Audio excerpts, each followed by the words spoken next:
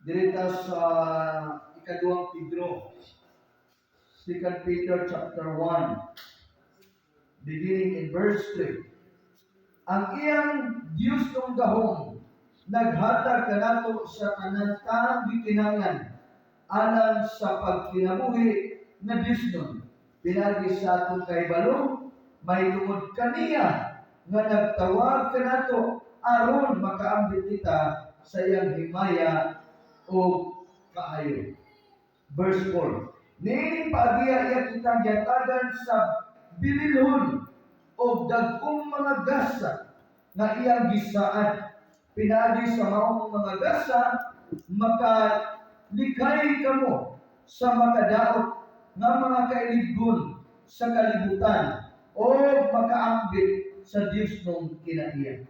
Tungod nini paningkabuti na ikadugang sa inyong pagtuo ang maayong pamatasan o sa maayong pamatasan ang kahibalo, sa kahibalo ang pagpugong sa kaugalingon, sa pagpugong sa kaugalingon, ang pagkamay ng tuson sa pagkamay ng tuson, ang pagkadyusnon sa pagkadyusnon, ang inigsuong pagmahal sa inigsuong pagmahal. Ang gugma, kini mao ang mga hiyas na inyong gikinahanglan. Kung nagadagaya na kini, diha kaninyo, mahimo kamong madasigon o mapuslanon tungod sa inyong kahibalo, mahitungod sa atong Ginoong Hesus-Kristo. Apan kadtong wala magabato nini, buta o hala o nakalimot siya nga gipasayo na ang iyang mga sa. Dalaygon ang pulong sa Dios. Now, nini ang kabutagon. Atong pag-aisgutan mga igsunan, hallelujah, ang kinabuhing Diyos nun. Ang pagbaton sa kinabuhing Diyos nun. Amen ba? Say with me, Diyos nun. Hallelujah. Hindi mo abay. Igsuon, salamat, na ikaw, ay Diyos nun. Amen. Itong langpakan sa loob. Unsay opposite sa pulong Diyos nun?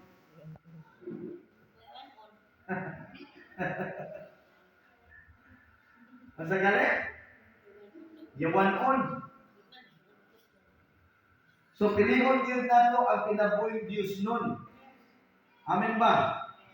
Amin ninyo mga kaigsunan, kining pagpangalagad o kinabuhing Diyos nun, dili yun ni siya mingon nga ordinaryo lang, or basta-basta lang, or mingon kaigo lang, minimal lang. Ang pagpangalagad sa Diyos, muna gingon nga panglangit ni. Amen. Ignay mong abay, igsoon. Kini atong pagpangalagad, panglangit ni. Amen ba? Panglangit. Ang pagbaton sa kinabuhing Diyos nun. Na masabta natin din mga igsunan sa sinulat ni Apostol Pedro. Binilon kayo ni mga igsunan tungod kay ang pagkinabuhing Diyos nun, mauni ang usa sa mga indikasyon nga ikaw madasigon. Nga ikaw na ay gugma. Nga ikaw na ay kahibalo. Dili ra ina nga mingunta mimpurtag simbahan. Dili ra ina nga mingunta nga nakasimba ta. Or whatsoever nga nahimo kang part sa usa ka ministeryo. But ang usa ka pag-alagad o kinabuhing Diyos nun, kinabuhi ni dili lang sulod simbahan, apan bisan sa gawa sa simbahan, o kini ang kinabuhi, lifestyle ni sa tanan nga panahon o matag adlaw. Atong palagpakan sulod. Ang iyang Diyos nung gahom, kinsa ka gahom? Sa Diyos. Nasayod ka na ang pagkamatarong, dili itungod kay nalinkamot ka. Amen. Dili ka pwedeng mingon sa mga galingon nga nausab ko tungod kay nalinkamot ko. Nausab ko kay bibiya og bisyo. Nausab ko tungod kay nag-adto og simbahan. Nausab ko kay nag-adto og Bible study. Nausab ko tungod kay nahimo kong born again. Hinumduman na ito mga kaigsunan nga grasya ni sa Dios tungod niya. Amen. Tungod niya, tungod ni sa Dios. Tungod kay nakita niya yung kasing-kasing.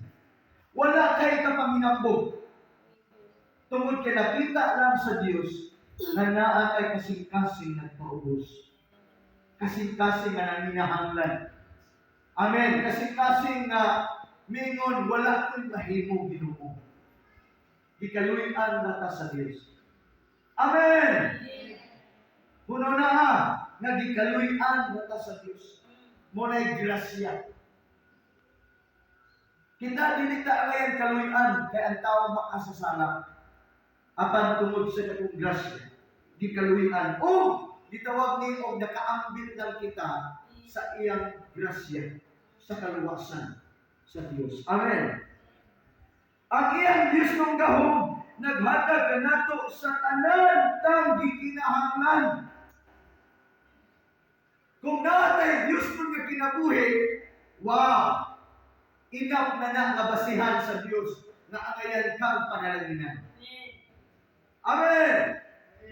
Kung natay Dios ng kinabuhi, magkaisunan kay iya managikan, sa Dios managikan, maunay ground, maunay basis, maunay timailhan, basihan, na ikaw panalaginan sa Dios. Naay kahong sa Dios. Amen. Nga muliyot, munaog. Amen. Magmanifest ka na to. Anon makaigsunan mo reflect ang Diyos sa itong kinabuhi. Being a Christian, living a godly life, meaning makaigsunan mo follow ang iyang panalangin, iyang grasya, to reflect His goodness. The evidence that we are living a godly life. Amen. The evidence that God is with us will reflect in many ways, in many things. Amen. Na ay mga ebidensya na you are blessed. Makita sa Diyos na matarong na ka, na usapin mo kinabuhi, malipayon ka, madaugon ka. Amen. Malipayon ka. Mauna yung mga panalangin nga dili masabtan sa uban. Kini siya naging na tao, bisan simple na kaayo, simple lang pamuyo nila, pero malipayon. Amen. Wala'y problema. Nagasimba pa sa Diyos. Malipayon. Amen. Mauna yung Diyos kong gahog sa Diyos. Lahat man ang may kag Diyos kong nagahong, may mo reflect diha kanunay ang kaalo sa Diyos. Otherwise, kung wala'y Diyos kong gahong nato, muna gina, dito ta makapaingon sa opposite sa Diyos nun. May kag yawan-on na kalipay, yawan-on na kinabuhi, yawan-on na kahintang. Dili po pasabot kayawa na ng tao. Meaning, nag-manifest ang yawan-on nga gahong. Are you with me? Kanang isa na balay, gubot kisa na. Sige, away, sige, sinumbagay. Naglupa ng mga plato, naglupa ng mga kaldero. Kanang isa na tao, labi ka iso, butangiro, himantayon, palaaway. You see that? Ato man ang namantayan, pero wala na din. Amen. Ay tayo abay, wala na din so. Tingnan na, dili na yawa na tao. Apan ang yawan-on nga gahong nagmanifest.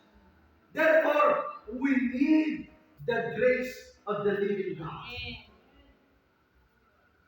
Therefore, we need to be aware in every single day sa itong kinabuhi.